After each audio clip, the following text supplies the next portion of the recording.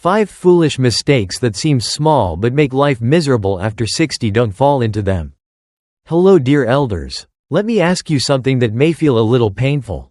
Have you ever thought you were living rightly and kindly, only to look back and realize your later years are filled with sadness, loneliness, and unspoken regrets? Many older adults have shared with me. Back then, I thought I was doing the right thing. I didn't want to bother anyone. I just wanted to be a good parent. But now, I feel like I've locked myself in a box no one can open. Sound familiar? Sometimes we're not suffering from any major illness or being mistreated, yet each day quietly chips away at our peace of mind. It's hard to explain, but there's a sense of emptiness and quiet fatigue that builds up over time.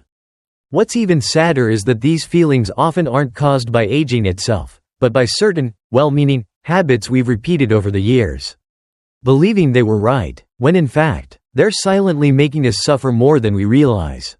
So today, I'd like to share with you 5 things that older adults often do, thinking they're for the best, but in reality, they're slowly robbing us of peace, connection, and joy in our golden years.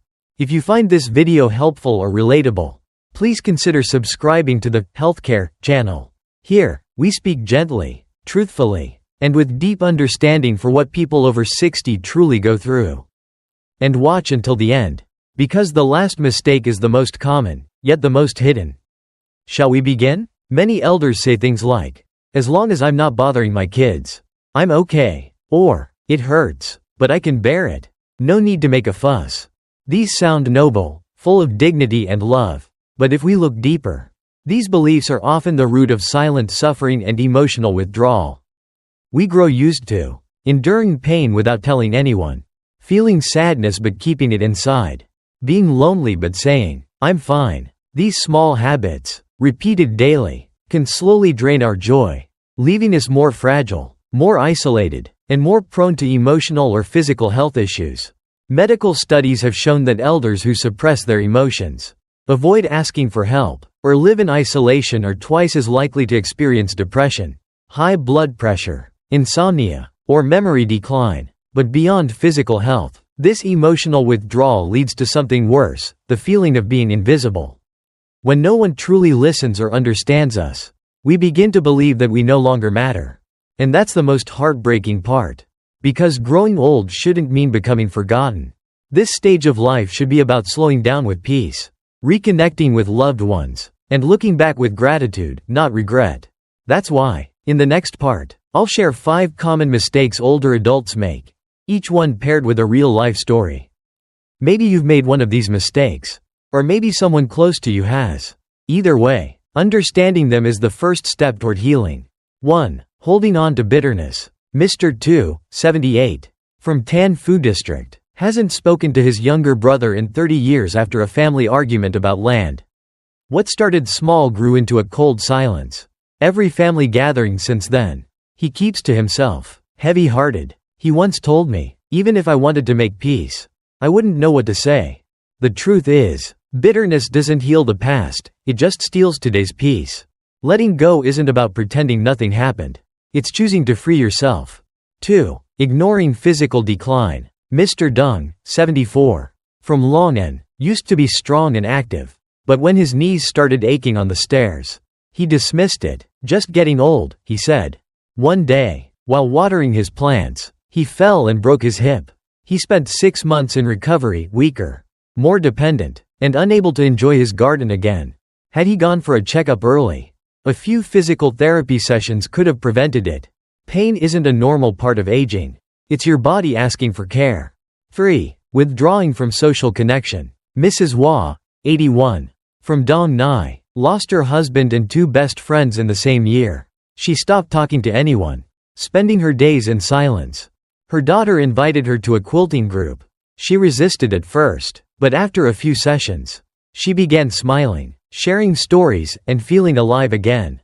Elders don't need crowds. Just one conversation, one connection, can restore a sense of belonging. 4. Accepting pain as just aging. Mr. Kai, a fishing enthusiast from Ben Tre, began to feel numbness in his hands. He assumed it was arthritis and gave up fishing. His son finally took him to a doctor, and it turned out to be a treatable nerve issue. A few weeks of therapy, And he was back by the lake, rod in hand. Pain is not weakness. It's a message. Listen to it. 5. Refusing help out of pride. Mrs. Nyan, 76, lives alone in District 8. When her kitchen pipe leaked, she kept quiet, not wanting to bother her son. The leak became a flood, ruining her floor. Her son was devastated. He said, "I wasn't angry. I was heartbroken." She suffered alone when one call could have fixed it. Asking for help doesn't make you a burden. It brings people closer. Do any of these stories feel familiar? If so, don't worry. In the next part, I'll share simple, practical ways to reverse these habits and start living with more peace, strength, and connection. 1. To let go of bitterness, write it down and release it. Whenever you feel bitterness creeping in, write a letter. Even if you'll never send it, put your pain into words. Then tear it up or burn it. You're not writing for them. You're writing for your healing. 2. When pain arises, don't ignore it. Track your symptoms. Tell someone. See a doctor. Don't self-medicate or wait it out. Especially if you notice lingering pain, weakness or dizziness, difficulty walking or sleeping. Early action saves time, money, and suffering later. 3. To reconnect, take one small step. Call an old friend. Greet your neighbor during a walk. Join a small class or local group. If socializing feels too hard now, start with journaling your feelings every night. Healing begins when you're heard, even by yourself. 4. If you're in pain, don't accept it as your fate. Stretch daily. Eat well. Stay hydrated. Don't sit too long. You don't need intense workouts. Just gentle movement, balanced meals, mindful rest, little actions, done daily, create big change. 5. When you need help, ask without guilt. Make a list of tasks each month you could use help with. Doctor visits, home maintenance, tech support, even just someone to talk to.